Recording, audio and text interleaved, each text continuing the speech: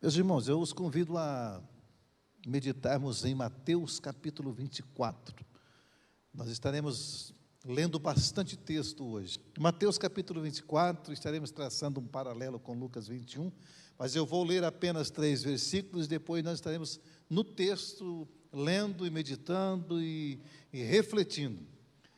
Mateus 24 diz assim a palavra do Senhor. Aliás, eu quero ler o último versículo do capítulo, o capítulo 23, desde o 37. Lembra que Jesus está saindo do templo. Aí antes dele sair do templo, ainda no pátio ali do templo, ele diz esta palavra, versículo 37 do capítulo 23. Diz assim: Jerusalém, Jerusalém, você que mata os profetas e apedreja os que lhes são enviados. Quantas vezes eu quis reunir os seus filhos como a galinha reúne os seus pintinhos debaixo das suas asas, mas vocês não quiseram. Eis que a casa de vocês ficará deserta, pois eu lhes digo que vocês não me verão mais, até que digam: bendito o que vem em nome do Senhor. Capítulo 24.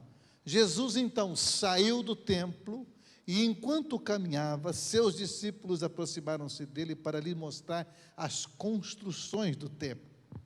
Vocês estão vendo tudo isto? Perguntou Jesus. Eu lhes garanto que não ficará aqui pedra sobre pedra, serão todas derrubadas.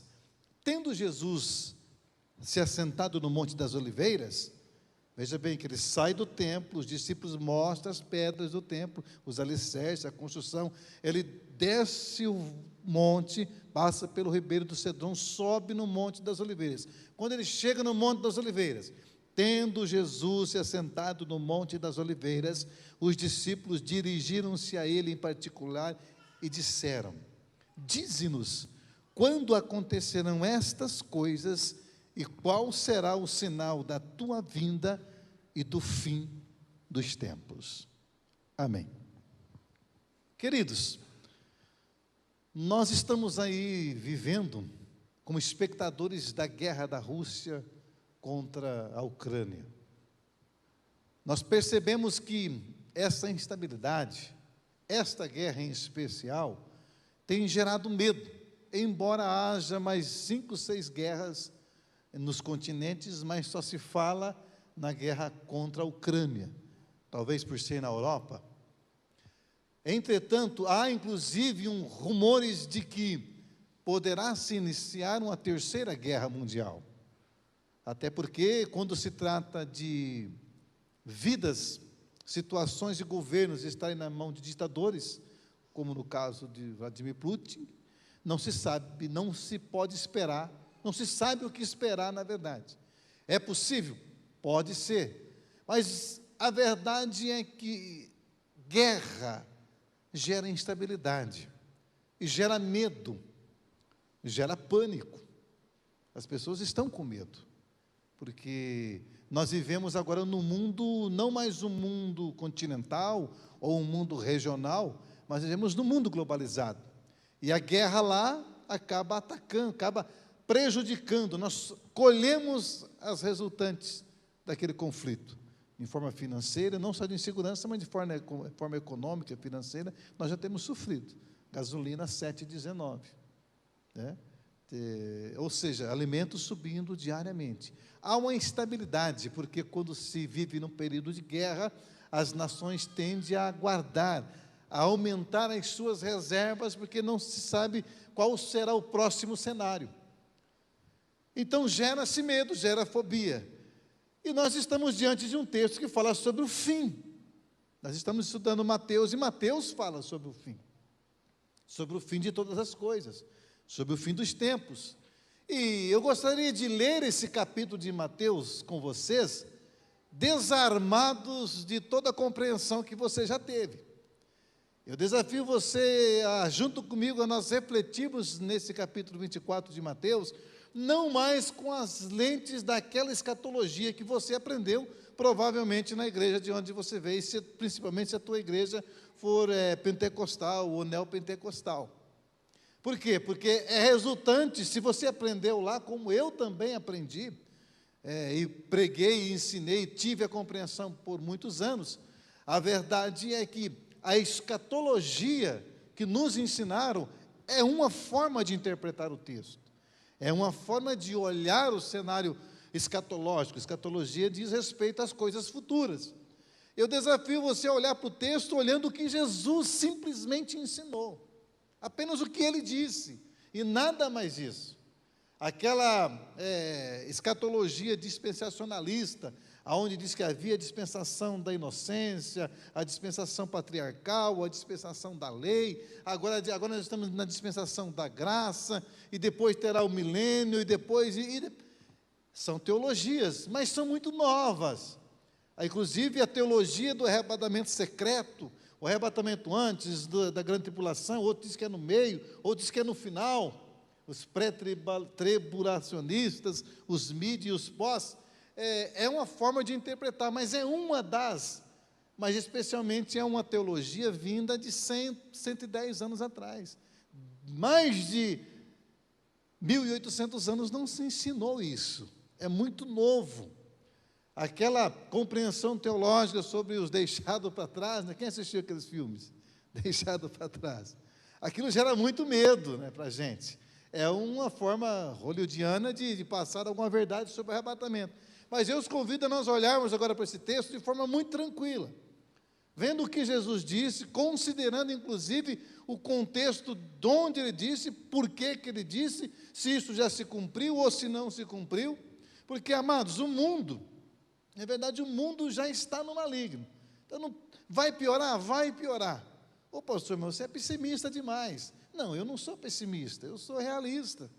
Porque tem que piorar, tem que chegar ao caos, para que se complete toda a vontade do Senhor, para que sejam salvos os que deveriam ser salvos, para que se complete o tempo daqueles que não conhecem a Deus, e para que se estabeleça, na verdade, a verdadeira ordem.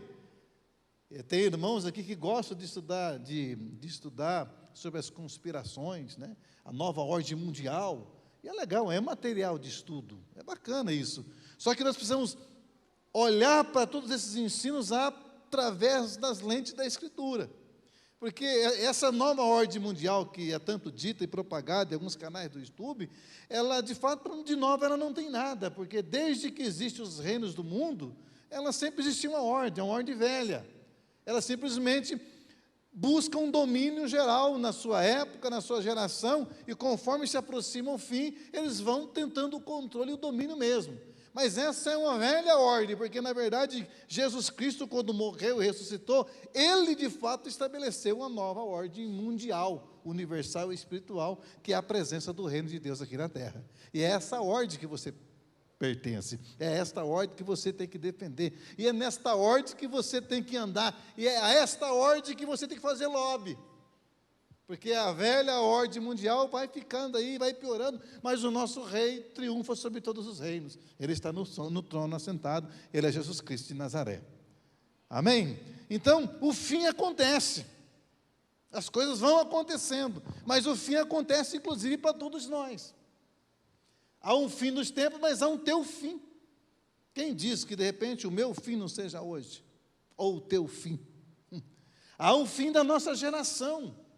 A geração passa. Ninguém se lembra. Cadê a geração dos anos 80? Dos 70, dos 60? Já se foi. E as gerações de 2.000 anos atrás? Não se fala mais nelas. Ou seja, houve um fim das gerações. Agora, para que você entenda sobre ensino do fim do mundo, ensino das últimas coisas, volta do Senhor, é preciso que nós entendamos que ele diz que seria como as dores do parto. O que é dor do parto, querida irmã? Você que já teve filho de parto natural, ou até mesmo de cesárea. Quanto mais se aproxima o momento do nascimento, mais aumenta as contrações e mais intensifica a dor. É assim ou não? As irmãs que deram a luz aí. Quanto mais se aproxima a hora do nascimento, aumenta o quê? As contrações, os sinais de que a criança está mexendo no útero para sair. E quanto mais aumenta as contrações, mais se intensifica a dor, porque está chegando a hora do nascimento, seja natural ou por cesárea. Cesárea, às vezes, consegue antecipar um pouco para não ter muita dor, mas o natural é assim. A escatologia é essa espiral. Tudo descrito em Mateus capítulo 24, tanto quanto no Apocalipse, acontece em cada geração. Em cada geração acontecem aqueles fenômenos do Apocalipse e de Mateus 24. Agora, conforme vai se aproximando aquele dia, o dia em que Cristo estabelecerá de fato o seu reino e criará novos céus e nova terra, quanto mais vai se aproximando, essa espiral vai crescendo, vai crescendo, vai crescendo, vai aumentando os terremotos, as fomes, as guerras, as pestes, enfim, os sinais aqui descritos vão acontecendo em cada geração e acontecerá até naquela geração que verá o Senhor descendo dos céus. Mas ela acontece. Aí nós ficamos neuróticos olhando para alguns textos. Mas é a marca da besta é isso, a marca da besta é aquilo, e já surgiu tanta besta, né, nessa nossa história. O Papa é a besta. O Papa não é besta, não. Teve Papa que é besta, mas tem pastor também que é besta, é tudo uma loucuragem. É muito mais profundo. Haverá, sim, um ser que incorporará, talvez fisicamente, todas as características do que se descreve em Mateus e o Apocalipse, mas não adianta ficar dando nome. Os anticristos já estão aí, e a cada geração, conforme se aumenta as contrações e as dores do parto, para o Cristo nascer, para o Cristo vir sua segunda vez, isso vai piorando, vai se agigantando, e não é o que nós estamos vendo. A cada dia a coisa piora, o sofrimento aumenta. Vivemos num mundo globalizado, onde um vírus para o mundo, e esse vírus não foi nada perto dos vírus que virão. Essa é a grande verdade. Então eu convido você para nessa noite nós olharmos para esse fim dos tempos, do mundo, da geração, com o olhar de Cristo, o que ele quis dizer. Porque há um contexto, toda profecia, toda colocação, quando é escrita na Bíblia, ela foi dirigida para um povo, para um momento, para uma época, e ela se concretiza ali, embora ela tenha os seus reflexos, as suas repetições futuras. Veja bem, esse texto já aconteceu na história, e vai acontecer de novo. Vamos comigo. A pergunta é qual?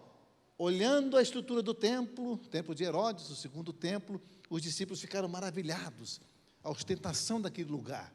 Aí Jesus olha, peraí, vocês estão olhando isso aí, se admirando? Não vai ficar aqui pedra sobre pedra que não será derrubada, será destruída.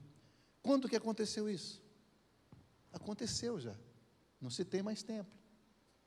Então essa profecia já se cumpriu. Aí então vamos ler a partir de Jesus, Mateus capítulo 24, vamos ler a partir do versículo 15. O fim. Assim, Jesus falando, porque, parênteses de novo, nós acostumamos olhar o texto como se o texto tivesse ordem cronológica, que foi ditado assim, assim, assim, escrito igual. Nós trabalhamos em linearidade, nós escrevemos as coisas com começo, meio e fim. A forma hebraica, a cultura do povo, a gramatical da época, não levava em consideração essa ordem cronológica dos fatos. Então, se você olhar o texto, ele é um amontoado de coisas escritas. Agora, vamos tentar colocar ele na ordem do que já aconteceu, para nós entendermos que de fato aconteceu. Então, não é desde o versículo 4, é a partir do versículo 15. O que diz? Jesus falando, assim, quando vocês virem o sacrifício terrível, tem uma outra versão na tua que fala o abominável da desolação, do qual falou o profeta Daniel no lugar santo. Quem lê, entenda. Lê onde? Lê o profeta Daniel. A gente não lê Bíblia, mas lê o capítulo 8, 9, 10 e 11 de Daniel. Está falando disso aqui. Então, ou seja, quando vocês virem que acontecer esse fato, que alguém sentar no templo e se fazer de Deus, ou se alguém que profane o Santo dos Santos lá no templo de Jerusalém, quando acontecer que alguém profane esse lugar, que é um lugar santíssimo, sagrado, onde se considerava que a presença de Deus estivesse ali, quando isso acontecer, Jesus diz para fazer o quê? Então, os que estiverem na Judéia, que estiverem em Jerusalém, fujam para os montes. Vamos parar nesse versículo. Quando que aconteceu isso? essa desolação do profeta Daniel? Primeiro aconteceu no ano 175 a.C., quando Antíoco Epifânio IV, o imperador, sacrificou porcos no lugar santíssimo, aonde era o lugar mais sagrado, que se sacrificava o sangue de cordeiros, conforme o Antigo Testamento. Ele foi lá e, para profanar, sacrificou porcos, porque o porco era considerado imundo pelos judeus. Ele profanou esse lugar. Então a profecia ali já aconteceu, mas Jesus fala dela depois de 160 anos. Quando que aconteceu isso de novo? Isso acontece quando? Quando da destruição de Jerusalém, ano 70. Aliás, a guerra começou desde o ano 67, General Tito, 70 da nossa área, depois da nossa era, depois de Cristo. General Tito cerca a cidade. Ali eles não só destroem tudo, destroem toda a cidade, inclusive os sacerdotes e alguns dos povos foram para o templo, que eles tinham em sua mente que o templo não seria atingido, porque é o lugar da presença de Deus. Corre todo mundo para o templo. O que fizeram? Incendiaram o templo também, e destruíram tudo, e ponto, e acabou. Houve um abominável da desolação ali, a cidade ficou desolada, a cidade foi destruída, e foi embora o povo. O templo deixou de existir. E depois, no ano 117, se eu não me engano, aí terminou de destruir o resto que sobrou, até as muralhas. Acabou com tudo. E Israel perambulou até 1948, por aí, nas nações. Veja bem, essa fala imediata aqui, que está dizendo, quando vocês virem, versículo 16, então os que estiverem na Judéia, fujam para os montes. Quem estiver ali em Jerusalém, não fica dando sopa não, o exército está rodeando. Faz 4 anos que eles estão aí, ó. Não fique aqui no sul, vai para o norte, corram, fujam para os montes, porque o bicho vai pegar. No linguajar nosso, Jesus está dizendo isso. Versículo 17, quem estiver no telhado da casa, não desça para tirar dela coisa alguma. Aquele que estava no eirado, quando percebesse que o general Tito aproximava com a sua legião de soldado, não desce para pegar passaporte não, filho, vaza. Aproveita as portas da cidade e corra. Sai de dentro de Jerusalém, porque ela vai ser sitiada. Quem estiver no campo, versículo 18, não volte para pegar seu manto ou sua blusa. Eu estou no campo trabalhando, vou voltar a pegar umas peças de roupa, porque quem sabe dá tempo, que parece que a guerra vai começar mesmo. Jesus está falando, não brinquem, eu estou profetizando que aqui não ficará pedra sobre pedra. Inclusive eu falei, ai de você, Jerusalém, que matas os profetas e apedreja aqueles que te são enviados. Quantas vezes eu quis domesticar vocês, eu quis cuidar de vocês, como a galinha cuida e protege dos seus pintinhos, mas vocês têm um coração duro. É tão duro o coração de vocês, que eu estou aqui no templo ensinando vocês, e vocês planejam me matar, e agora eu estou saindo do templo e indo embora, e vocês não me verão mais, enquanto eu não voltar no reino do meu Pai, porque vocês serão destruídos. Aí ele continua dizendo, não desce buscar blusa. Versículo 20, o 19, como serão terríveis aqueles dias para as grávidas e para as que estiverem amamentando. Gente, se fugir sozinho não é fácil, imagine uma mulher grávida correndo, ou imagine uma mãe com seu filho que ainda está amamentando. Que alimento seu filho terão se são refugiados de uma guerra? Você não vê lá na Ucrânia, mais de 5 milhões de refugiados, chega num país estranho, sem nada, com a peça de roupa, e alguns nem sem roupa. Algumas mães dando seus filhos de mão em mão no soldado, para que, quem sabe, alguém pegue meu filho e ele seja salvo com vida. É assim a situação de guerra. E lá, a carnificina era muito pior, não tinha direitos humanos, não, nem momento de parada para que pudesse fugir. Então, ai das grávidas e das que estiverem amamentando. Isso aconteceu no ano 70, já se cumpriu essa profecia. Versículo 20, ore para que a fuga de vocês não aconteça no inverno, nem no sábado. O que é isso? No inverno, por quê? Você imagina fugir no inverno? É muito mais frio, é geada, é neve. E no sábado? No sábado porque o judeu não pode caminhar no sábado.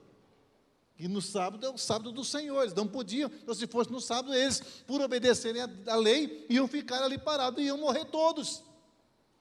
Orem para que essa fuga de vocês, ore para que o dia que o general Tito entrar na cidade, não seja sábado e nem seja inverno. Então já aconteceu, porque haverá então grande tribulação, como nunca houve desde o princípio do mundo até agora, nem jamais haverá. Para aquele povo não houve tribulação maior. Continuando, se aqueles dias não fossem abreviados, ninguém sobreviveria, mas por causa dos eleitos, aqueles dias serão abreviados. Quem são os eleitos de Deus? Judeus. Sobrou um remanescente que foi embora, levado cativo, e voltou agora em 1948, 14 de maio de 1948, onde a ONU reconheceu o Estado de Israel como Estado oficial. Olha o tempo que ficaram fora, quase 2000 anos esparramados nas grandes cidades, se perderam como etnia, como povo, até hoje exilados. Jerusalém era um lugar de gentios, era um lugar de todo mundo, e é até hoje um lugar de todo mundo, que a ONU criou, mas parece que Deus não aprovou até hoje, que continua em guerra até hoje. Então a profecia, o fim para Jerusalém aconteceu lá. Vai acontecer de novo? Vai. Nos tempos do fim, conforme se intensifica a dor e aumenta as contrações da volta do Cristo, vai acontecer literalmente de novo. Eu creio que vai. Mas não tem nada a ver comigo e contigo, tem a ver com o judeu. Tem a ver com aquela nação que rejeitou e disse que era para o sangue dele cair sobre eles. Caia o sangue desse inocente sobre nós. Está caindo até hoje. Então, por que ficar amedrontado? Por que ficar em pânico? Por que ao ouvir de guerra você fica agoniado? Vamos lá para o texto paralelo de Lucas 21? Acompanhe comigo, Lucas 21, a partir do versículo 20. Vai dizer a mesma coisa agora, escrito por Lucas, sobre isso aí. Lucas 21, versículo 20, do 20 ao 24. Olha, Jesus falando, agora narrado por Lucas, o mesmo assunto. Quando virem Jerusalém rodeada de exércitos, vocês saberão que a sua devastação está próxima. Então, os que estiverem na Judéia fujam para os montes. Os que estiverem na cidade saiam. E os que estiverem no campo não entrem na cidade. Esses são os dias da vingança, em cumprimento a tudo que foi escrito. Como serão terríveis aqueles dias para as grávidas e para os que estiverem amamentando. Haverá grande aflição na terra e irão contra esse povo, o povo de Israel. Cairão pela espada e serão levados como prisioneiros para todas as nações. Jerusalém será pisada pelos gentios, pelos povos que não são judeus, até que o tempo deles se cumpra. E não se cumpriu até hoje ainda. Está lá. Passa um tempo, eles estão lá se arrebentando na briga e todo mundo querendo tomar Jerusalém. Então, a Bíblia precisa ser lida a partir disso. Então, essa profecia já se cumpriu. A destruição do templo, não ficará pedra sobre pedra. Eles perguntaram, quando nos conta então, Jesus, quando serão essas coisas? Que coisa? A destruição do templo e a dispersão dos judeus. E que sinal haverá da sua volta e do fim do tempo? Agora, que sinal que haverá da volta dele e do fim do tempo? Está aí. Mateus, volta para Mateus, capítulo 24, versículo 9, que diz assim, isso aqui aconteceu de forma extraordinária já, o sinal dos fins dos tempos e da volta do Senhor. Então eles os entregarão. Entregarão quem? Vocês, discípulos, que perguntaram esse negócio para mim. Eu estou aqui no monte sentado. O que vocês perguntaram? Que sinal há da sua volta e do fim do mundo? Está aqui, ó. Então eles os entregarão para serem perseguidos e condenados à morte. E vocês serão odiados por todas as nações por minha causa. Naquele tempo, muitos ficarão escandalizados, trairão e odiarão uns aos outros, e numerosos falsos profetas vão surgir. Ai, que coisa linda!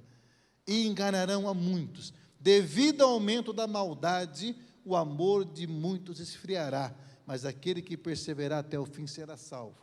Outra versão fala, por multiplicar a iniquidade, o amor de quase todos se esfriaria.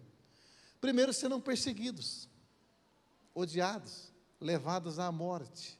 Vamos para o Lucas capítulo 21, a partir do versículo 12. Ali tem mais uns detalhes que você percebe que era a igreja primitiva, que é o que aconteceu no começo do Evangelho de Cristo. Lucas capítulo 21, a partir do versículo 12.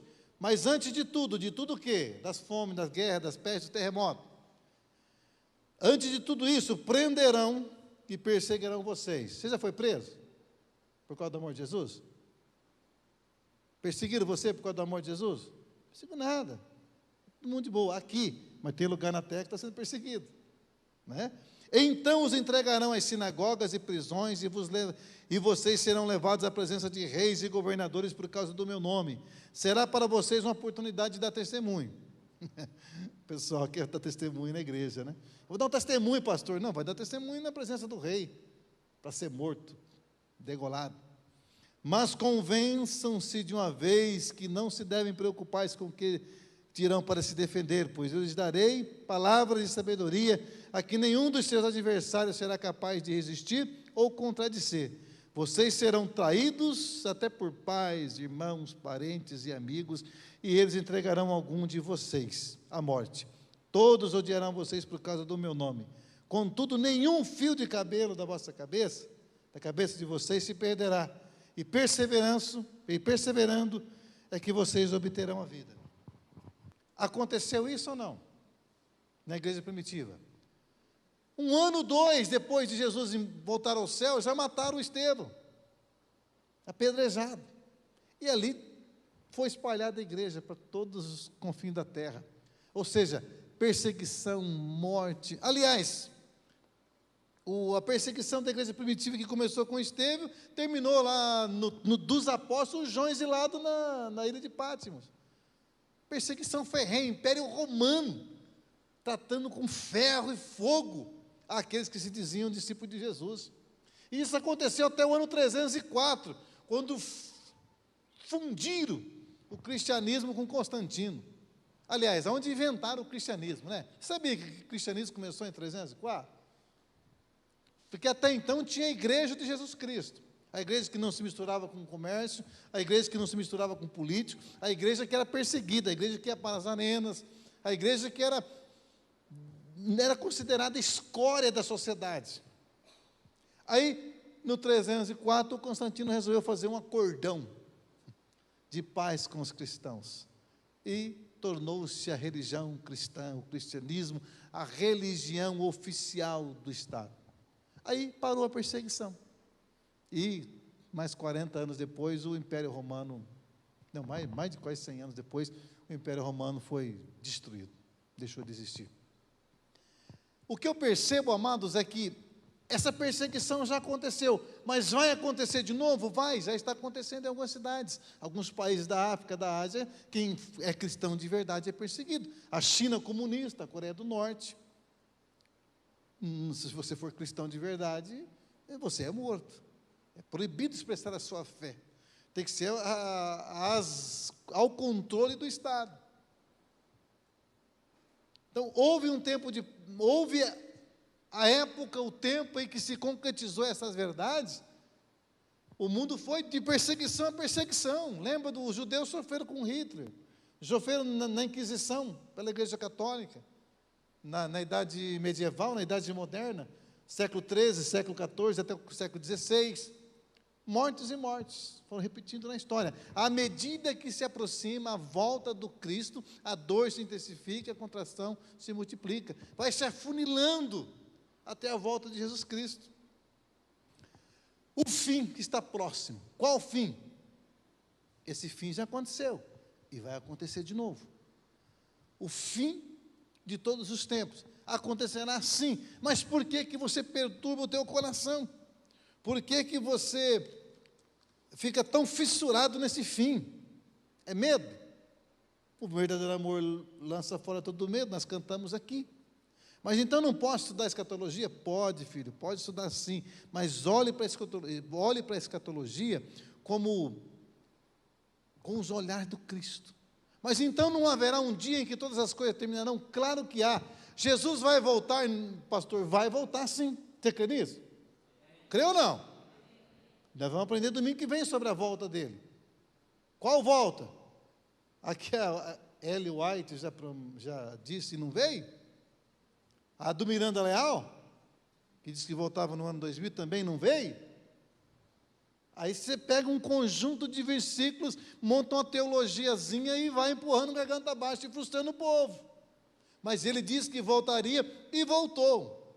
Ele falou assim, ó, João 14, na casa do meu pai, não se turbe o vosso coração, crede em Deus, crede também em mim.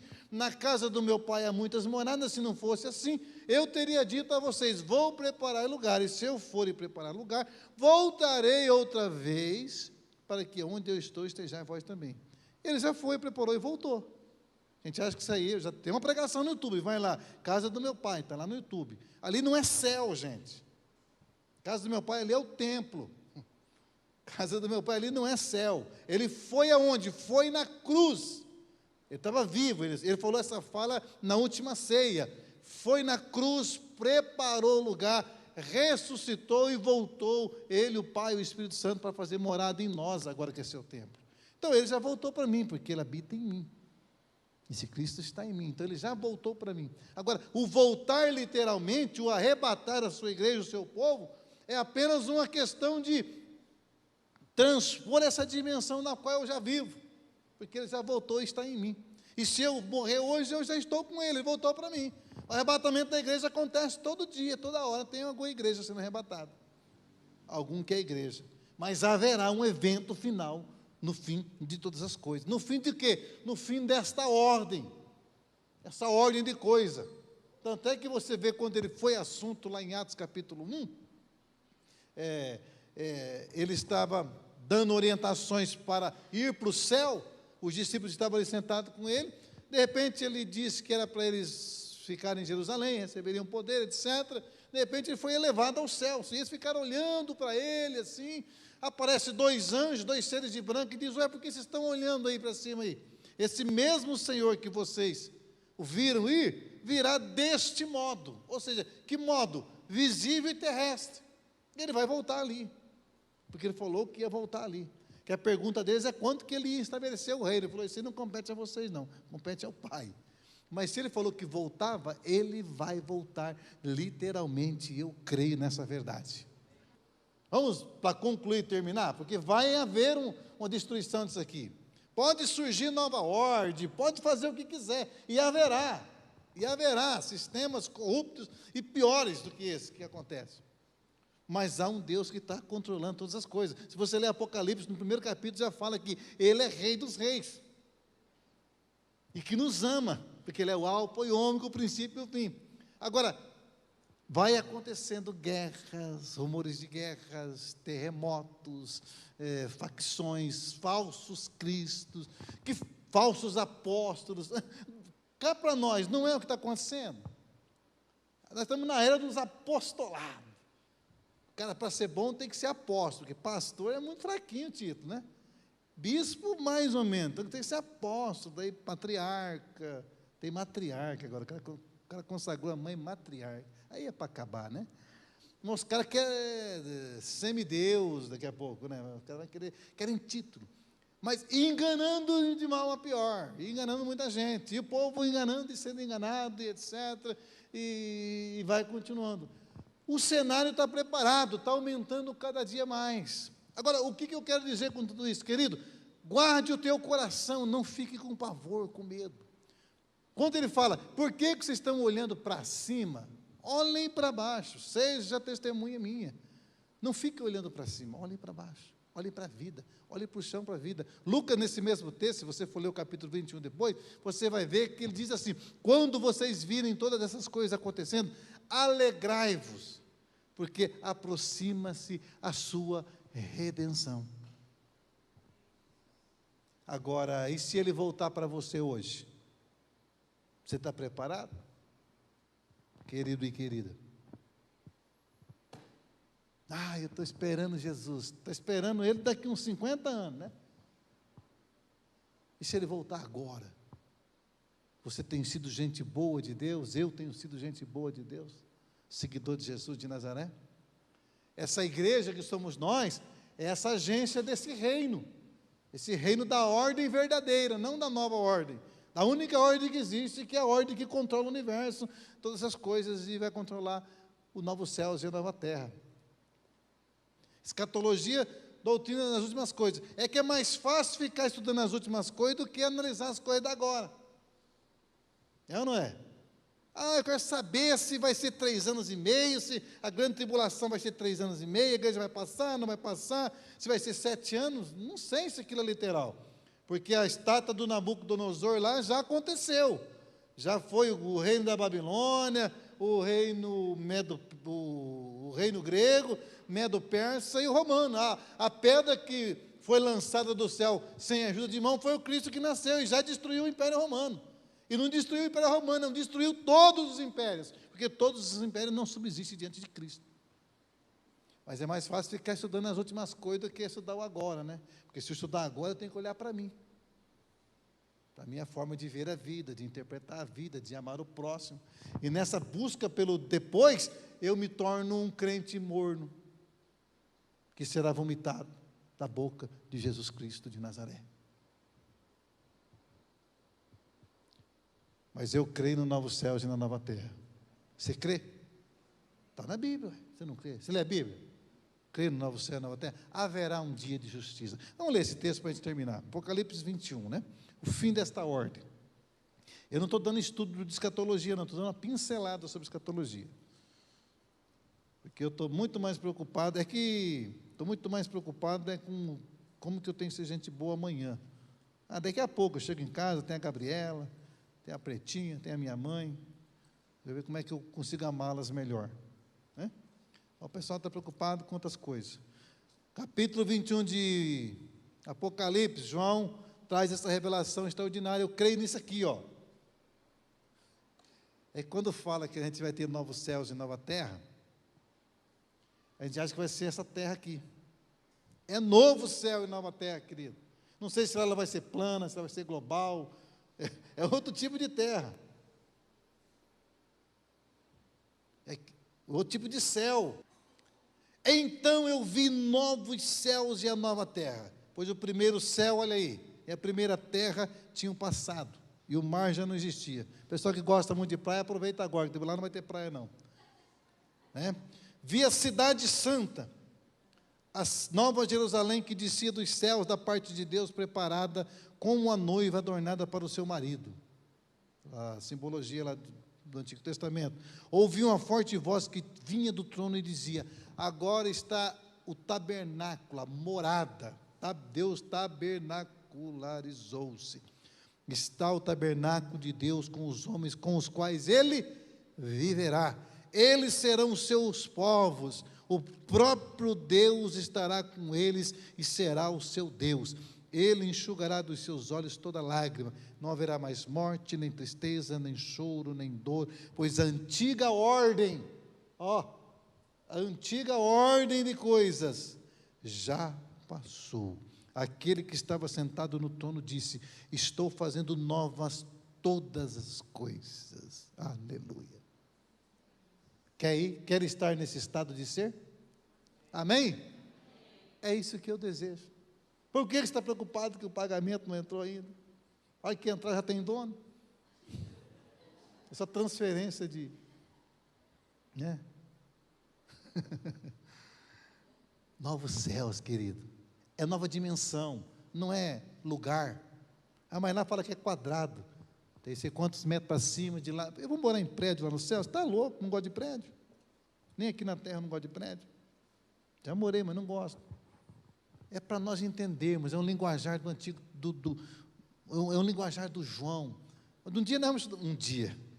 Durante uns 2 anos, vamos estudar Apocalipse, pela percepção de Jesus. Só que dá muito trabalho estudar Apocalipse por Jesus.